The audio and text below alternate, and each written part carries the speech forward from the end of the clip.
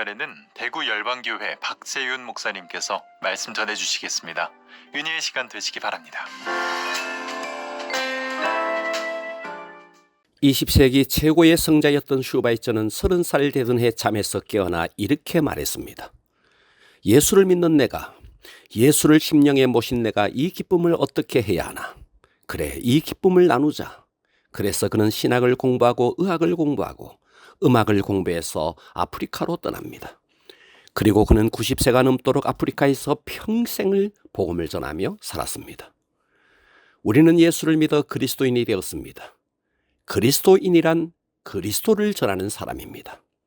화가가 그림을 그릴 줄 모른다면 화가라고 말할 수 없고, 가수가 노래를 부르지 못한다면 가수라고 말할 수 없습니다. 그렇듯이 그리스도인이 그리스도를 전하지 못한다면 그리스도인이라고 말할 수 없습니다. 오늘은 그리스도인은 그리스도를 전하는 사람입니다 라는 제목으로 함께 은혜를 받겠습니다. 농사꾼은 만나면 농사 이야기를 하고 축구 선수는 만나면 축구 이야기를 합니다. 그렇다면 그리스도인은 사람을 만나면 그리스도에 대해서 말해야 정상입니다. 바울의 1차 선교 여행 때의 일입니다. 사도행전 14장 19절에 보면 유대인들이 안디옥과 이고니온에서 와서 무리를 충동하니 그들이 돌로 바울을 쳐서 죽은 줄로 알고 시외로 끌어내치니라. 바울이 루스드라 성에서 나면서부터 걷지 못하는 사람을 고쳐주며 복음을 전했습니다. 그때 바울의 전도 사역을 방해하고자 한 사람들이 안디옥과 이고니온에서 무리를 충동질하여 바울을 돌로 치게 했습니다. 그들이 바울을 돌로 얼마나 쳤든지 그들이 볼 때 바울은 완전히 죽은 자가 된 것입니다. 그래서 그들은 시신을 버리는 시외로 끌어내쳤습니다. 이어지는 20절, 제자들이 둘러섰을 때 바울이 일어나 그 성에 들어갔다가 그 소식을 들은 제자들이 달려왔습니다. 그런데 그렇게 돌에 맞아 죽게 된 바울은 다시 정신을 차리고 루스드라 성으로 들어가서 복음을 전합니다. 바울은 전도 때문에 핍박받고 전도 때문에 돌에 맞아도 다시 그 성에 들어가서 복음을 전합니다. 여러분은 이 바울의 모습을 어떻게 생각하십니까? 바울이 2차 선교 여행 때 일입니다. 바울이 빌립보에서 귀신 들린 여종의 귀신을 쫓아주었습니다. 그 일로 바울은 고소를 당해서 빌립보 감옥에 갇히게 됩니다. 사도행전 16장 22절, 무리가 일제히 일어나 고발하니 상관들이 옷을 찢어 벗기고 매로 치라 하여 많이 친 후에 옥에 가두고 간수에게 명하여 든든히 지키라 하니 그가 이러한 명령을 받아 그들을 깊은 옥에 가두고 그 발을 착고에 든든히 채웠더니 바울은 옥에 갇혔는데 하나님께 찬송을 올려드립니다. 한밤중에 바울과 실라가 기도하고 하나님을 찬송하며 죄수들이 듣더라. 이에 갑자기 큰 지진이 나서 옥터가 움직이고 문이 곧 열리며 모든 사람의 메인 것이 다 벗어진지라. 하나님은 왜 바울을 빌립보 감옥에 갇히게 하셨을까요? 어차피 옥문을 열어줄 건데 처음부터 갇히지 않게 하시지라고 반문할 수 있습니다. 그것은 빌립보 감옥의 간수와 그 가족을 구원하기 위해서입니다. 그렇습니다. 하나님 안에서 우연은 없습니다. 하나님은 우리의 삶에 일어나는 모든 일들을 통해 영혼을 구원하기를 원하십니다. 여기에 놀라운 바울의 전도의 방법을 보십시오. 바울이 옥문이 열린 뒤에 찬양한 것이 아닙니다. 발은 착고에 든든히 채워진 그 상태에서 찬양을 올려드린 것입니다. 그랬더니 착고가 풀리고 옥문이 열리고 간수들은 바울 앞에 떨며 엎드려 내가 어떻게 하여야 구원을 받을 수 있으리까 라고 한 것입니다. 그러므로 우리도 내 삶이 어려울 때 그 어려운 문제 속에서 하나님을 찬양해야 합니다. 그러면 문제도 해결되고 영혼 구원의 역사도 일어나는 것입니다. 2001년 9월 11일 테러에 의해 미국의 뉴욕의 110층 세계 무역센터가 무너졌습니다. 그때 사망자 수가 2,996명, 약 3,000명에 가까운 인명이 사망했습니다.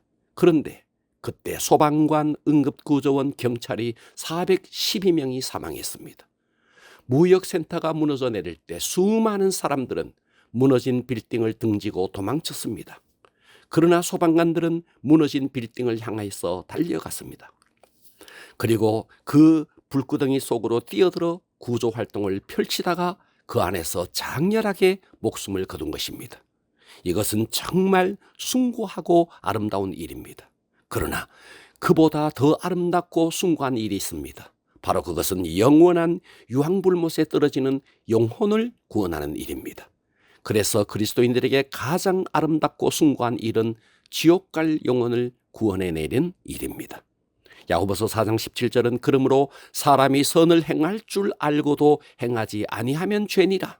우리가 복음을 전하면 그 영혼이 구원받는 것을 알고도 복음을 전하지 않아 그가 지옥 간다면 그것은 직무유기죄입니다.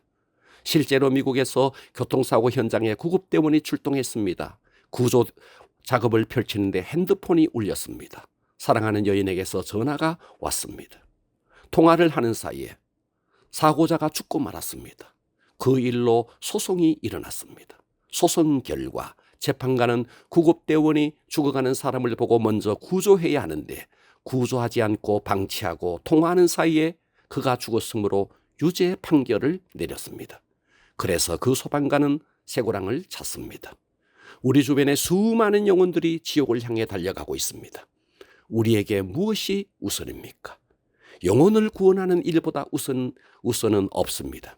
그런데 그 일을 하지 않는다면 그것은 명백한 직무유기죄입니다. 지금 여러분의 가족은 안전하십니까?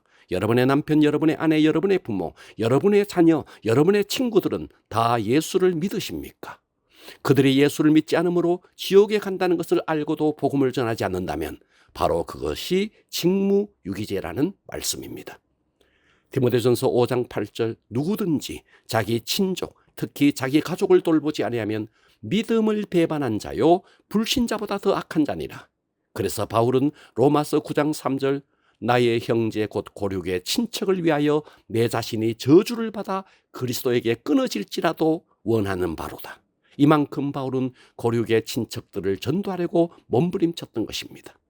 만일 하나님께서 우리에게 단 1분만 천국을 보여준다면 그 천국이 너무 아름다워 우리는 이 땅에 살 마음이 다 사라질 것입니다.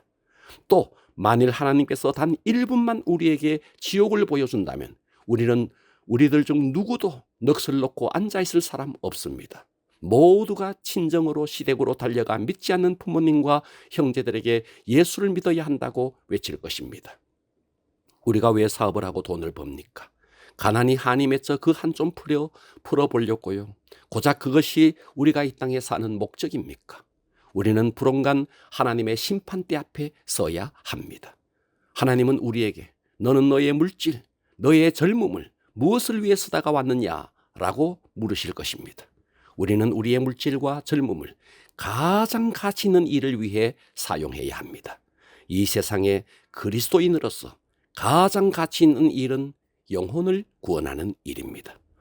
부디 남은 생에 예수 그리스도를 통해서 그 예수를 믿었다면 영혼을 구원하는 복된 삶을 살 수 있기를 우리 주 예수 그리스도의 이름으로 축원합니다.